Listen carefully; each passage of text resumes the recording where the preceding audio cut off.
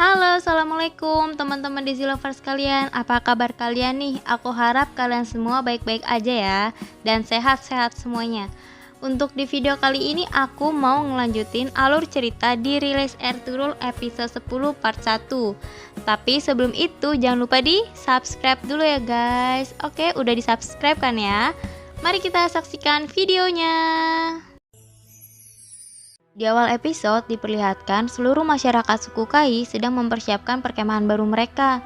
Haimehana, Selchan, dan Gokce sedang disibukkan dengan persiapan tempat permadani baru mereka.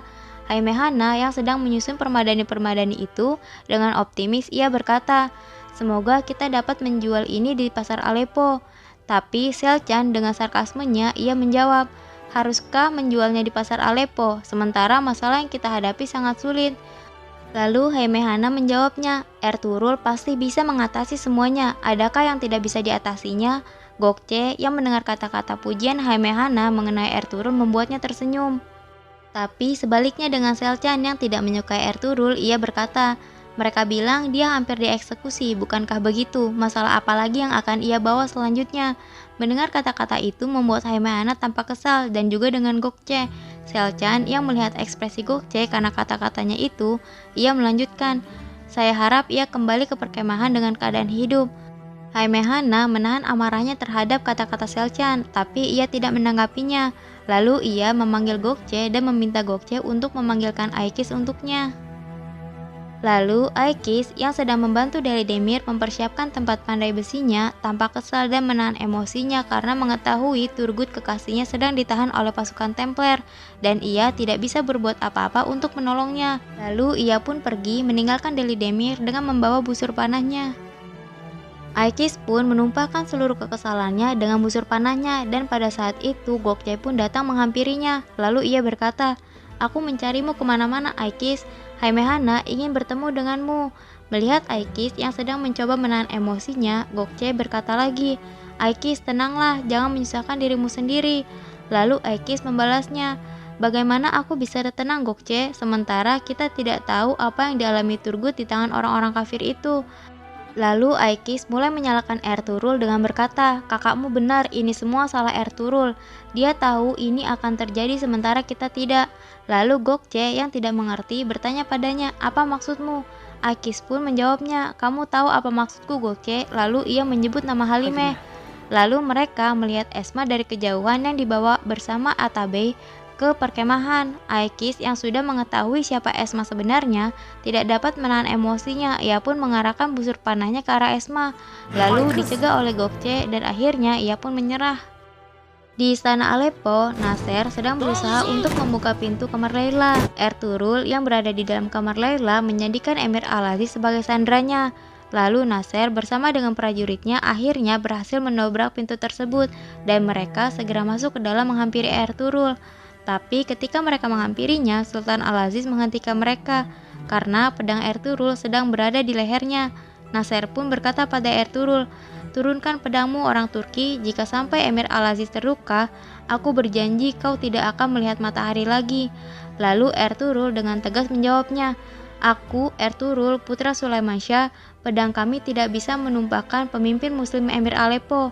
Suruh anak buahmu pergi, jadi aku bisa kembali ke suku, cepat." Nasser pun akhirnya menuruti perintah Ertugrul. Lalu Ertugrul secara perlahan membawa Emir Al-Aziz yang masih disandranya keluar dari ruangan Layla dan ia pun berusaha melarikan diri. Ketika Nasser dan prajuritnya mengejar Ertugrul, ia melihat Emir Al-Aziz tergeletak tak sadarkan diri di sebuah lorong. Nasser pun menyuruh prajuritnya untuk mencari Ertugrul, tapi saat prajurit itu mengejar Ertugrul, Ertugrul telah berhasil melarikan diri dari istana. Lalu di sisi lain Aleppo, Bamsi dan Doan sedang menunggu kedatangan Ertugrul. Tapi Bamsi yang sudah tidak sabar menunggunya, ia pun berdiri untuk pergi, tapi ditahan oleh Doan. Lalu Bamsi berkata dengan marah, "Berapa lama lagi kita harus menunggu di sini?" Lalu Doan berusaha menenangkannya. "Tenanglah beruang gunung, ingat yang dikatakan Bey. Bey meminta kita untuk menunggu di sini."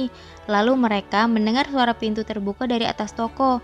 Ketika mereka bersiaga, ternyata Ertugrul lah yang datang. Ertugrul segera menghampiri mereka dan memeluk mereka. Mereka pun terlihat sangat senang. Ertugrul melihat ke arah sekitar mereka Lalu ia bertanya, mana yang namanya Esma? Doa menjawabnya, untuk berjaga-jaga kami mengirimnya dan Atabe bersama Sulamasya ke perkemahan. Lalu Ertugrul berkata, untuk menyelamatkan Turgut dan suku kita perlu bicara padanya. Lalu Ertugrul mengeluarkan pedang yang ia ambil dari Sultan Al-Aziz lalu menancapkannya di tangga. Kembali dengan mood bahagianya, ia mengatakan sambil tertawa, aku merindukan pedangku. Lalu ia segera mengambil pedangnya. Dan di kastil pasukan Templar, Markus datang menemui Petruchio. Ia memberikan laporan dengan berkata, Anda benar tuan, mereka mengatur untuk menyusupkan orang luar. Lalu Petruchio dengan marah mengatakan pada Markus, aku mau mereka berdua Markus, hidup atau mati. Lalu Markus segera pergi memenuhi perintah Petruchio. Ketika Afsin Bey dan Saltuk sedang berjalan di lorong, Markus bertemu dengan mereka. Pada saat itu ada 2 orang pasukan yang berada di dekat mereka. Markus pun meminta mereka untuk menangkap Afsin Bey dan Saltuk. Pasukan itu mulai menyerang, tapi Afsin Bey dan Saltuk berhasil mengalahkan mereka dan melarikan diri. Tapi ketika mereka keluar ke halaman kastil, dan di sana ada beberapa pasukan yang sedang berlatih, Markus pun meminta mereka untuk menangkap Afsin Bey dan Saltuk. Mereka mulai menyerang mereka.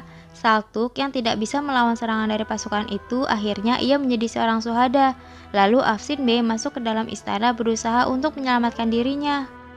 Dan di istana Aleppo, seorang prajurit datang ke kamar Laila. Lalu ia memberitahu bahwa Emir Al-Aziz ingin bertemu dengan Numan dan Halimeh. Bingung mengapa mereka dipanggil, akhirnya Numan dan Halimeh pun pergi menemui Emir Al-Aziz.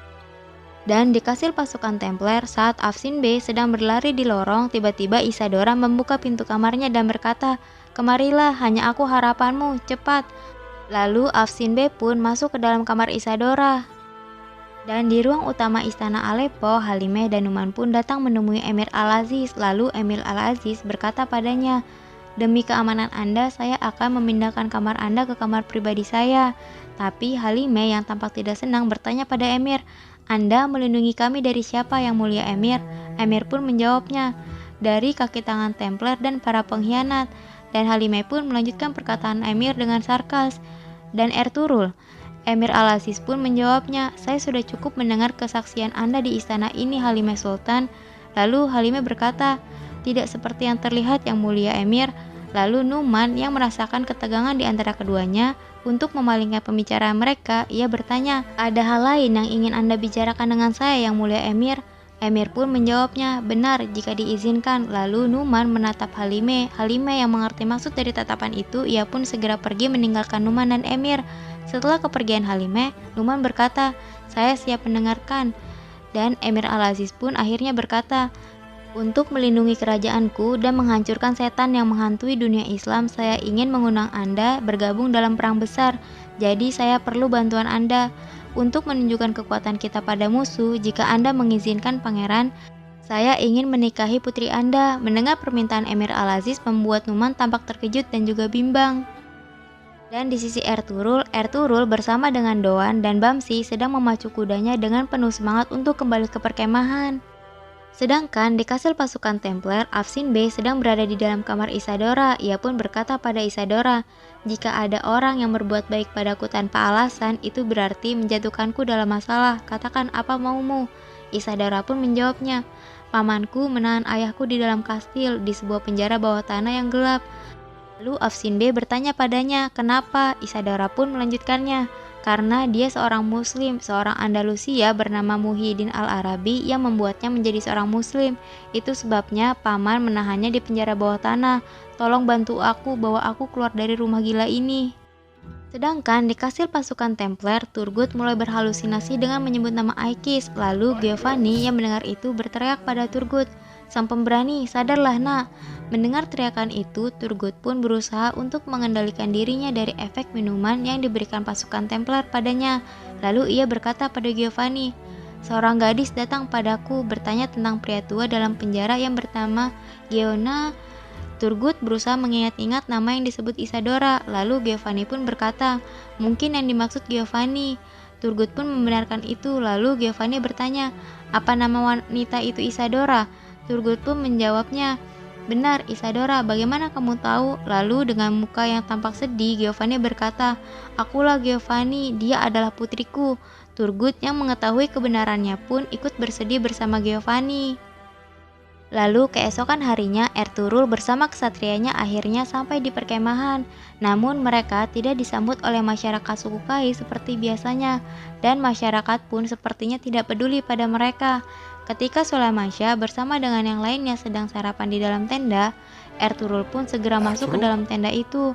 Sulaimansyah yang menyadari kedatangan Ertugrul tampak terkejut dan juga senang. Ertugrul pun segera menghampirinya dan memberikan salam padanya. Lalu ia tidak juga lupa menghampiri ibunya yang sudah dibuatnya khawatir. Haimehana yang tampak sedih pun memeluknya. Setelah Haimehana menyambutnya, Ertugrul pun mulai serius dan berkata, "Seseorang membunuh pasukan kita dan menuduhku sebagai pelakunya. Siapakah dia, Baba?" Lalu Sulaimansyah menjawabnya, "Kurdolu, aku katakan pada suku bahwa kita akan menyelidikinya lebih jauh. Hari ini kita akan menginterogasinya, kita lihat bagaimana pengakuannya." Lalu terdengar dari luar masyarakat suku Kai bersorak, meminta Ertugrul untuk keluar. Ertugrul pun hendak keluar menghampirinya, tapi Sulaimansyah melarangnya. Lalu Ertugrul berkata padanya, "Ini urusan saya, Baba." Ertugrul pun keluar ke ruangan pertemuan diikuti dengan yang lainnya. Lalu ia meminta Rahman untuk membiarkan mereka masuk. Lalu salah seorang dari suku Kai berseru pada Ertugrul, "Bagaimana kamu bisa membunuh saudaramu, Ertugrul?" Dan yang lainnya juga berseru, "Di mana para ksatria kita? Kenapa kamu membunuh mereka?" Lalu Ertugrul dengan wibawa dan tegasnya berkata, "Aku dengar bahwa ada yang lancang memfitnahku. Sepertinya jika ini belum cukup, dia mendapatkan saksi dan bukti palsu untuk menutup kebohongannya." Lalu ia melanjutkan perkataannya dengan menatap Kurdolu. Jika dia berkata tanpa mengetahui kebenaran yang sebenarnya, maka dia telah berdosa. Jika dia memfitnah dengan tujuan, suatu hari akan tiba ketika lehernya ada di tanganku. Lalu Ertugrul melanjutkan, dia mengatakan bahwa aku membunuh kesatriaku yang berjuang bersamaku melawan Mongol dan orang-orang kafir. Untuk apa? Fitnah menguji jiwa-jiwa pemberani, kuatkan iman kalian. Tapi yang sangat menyakitkanku adalah kalian, saudaraku, mempercayai kebohongan itu. Sangat menyakitkan. Kebenaran adalah Allah yang Maha Kuasa yang membalasnya. Lalu Ertugrul mengeluarkan pedangnya membuat Kurdolu tanpa ketakutan, tapi hal yang tidak diduga, Ertugrul menaruh pedangnya di bawah lalu mengatakan, "Jika masih ada yang percaya pada fitnah ini, ambil pedangku dan cepat potong leherku. Aku lebih baik mati daripada hidup bersama dengan orang yang percaya dengan isu itu. Darahku halal untuk kalian tumpahkan." Lalu seluruh suku Kai pun merasa malu akan diri mereka sendiri dan mereka pun secara perlahan keluar dari tenda. Kemudian di tenda utama diadakan sebuah pertemuan. Sulaimansyah membuka pertemuan tersebut lalu ia berkata, "Sementara aku terbaring sakit, persatuan dan keamanan suku telah terganggu. Dan yang menyakitkan lagi, putraku di satu sisi, saudara-saudaraku di sisi lain. Mereka saling menyalahkan satu sama lain di tendaku. Putraku Ertugrul difitnah telah terlibat dalam pembunuhan para pasukan suku. Ada apa ini?" Bicaralah Kurdolu. Kurdolu dengan sifatnya yang tak tahu malu dan tanpa merasa bersalah ia berkata, "B, ketika Anda terbaring sakit, Gundoldu, putra Anda, melanggar perintah Anda dan mengirim Ertugrul ke Aleppo. Kemudian, untuk mencegah perintahmu tidak dipatuhi, aku mengirim pasukan untuk mengikuti Ertugrul, dan mereka semua dibunuh. Saya mengira Ertugrul yang melakukannya, tapi ketika saya pergi dan memeriksa jasad para syuhada, saya melihat sendiri mereka dibunuh oleh pasukan Templar." Lalu ia mengeluarkan anak panah milik pasukan salib itu yang sebenarnya sudah disembunyikannya dari awal sebelum memfitnah Ertugrul. Lalu Sulaimansyah meminta Gundoldu untuk memberikan penjelasan. Gundoldu pun berkata, "Bey, waktu itu kondisi Anda sangat buruk, seseorang harus menjaga perkemahan. Saya mematuhi perintah Anda dengan mengirim Ertugrul ke Aleppo. Setelah itu, seperti yang Anda ketahui." Lalu Sulaimansyah dengan marah berkata, "Bagaimana seseorang bisa dituduh tanpa saksi dan bukti, Kurdolu? Ini berarti jika aku mati, kamu akan membawa suku ini dalam keadaan yang sangat mengerikan. Ini yang terakhir kali aku memaafkanmu. Jika kamu melanggar adat dan tradisi suku kita lagi, kamu tidak akan mendapatkan tempat bernaung di atas kepalamu. Sekarang kami mendengarkanmu, Ertugrul, beritahu kami bagaimana kondisinya." Lalu Ertugrul pun berkata, "Pasukan salib sedang menyiapkan pasukan salib baru. Itulah mengapa mereka menyiapkan jalan melalui pasukan Templar untuk merebut Yerusalem. Mereka membunuh para bey, pemimpin suku, dan orang-orang penting yang mengganggu rencana mereka. Kita harus mengamankan dan membersihkan Aleppo." Lalu Kurdolu yang pengecut itu berkata, "Apa yang kamu katakan, Ertugrul? Apakah tugas kita untuk menyelamatkan dunia Islam?" Lalu Ertugrul menjawabnya, Aku menyadari kedatangan kita tidak sia-sia. Kita akan tinggal di wilayah ini dan tidak akan membiarkan kejahatan merajalela, atau kita tidak akan berdiri tegak lagi dan membiarkan mereka menguasai tanah kita dan menghapus kita dari sejarah. Begitulah keadaannya, Baba. Sulamansyah pun membenarkan pernyataan Ertugrul, lalu ia meminta Rahman untuk mengambilkan pedangnya. Dengan suara lantang, ia berkata, mulai saat ini pedang kita harus selalu siap. Jika mereka membunuh seorang dari kita bunuh 1000 orang dari mereka. Tidak ada jalan lain. Mampukah suku Kai dan Ertugrul menyelamatkan Aleppo dari rencana pasukan Templar untuk memecah belah dunia Islam? Mari kita saksikan di video selanjutnya. Ya gimana guys videonya? Aku harap kalian suka. Jangan lupa untuk like, comment, subscribe, dan juga share. Thank you. Assalamualaikum.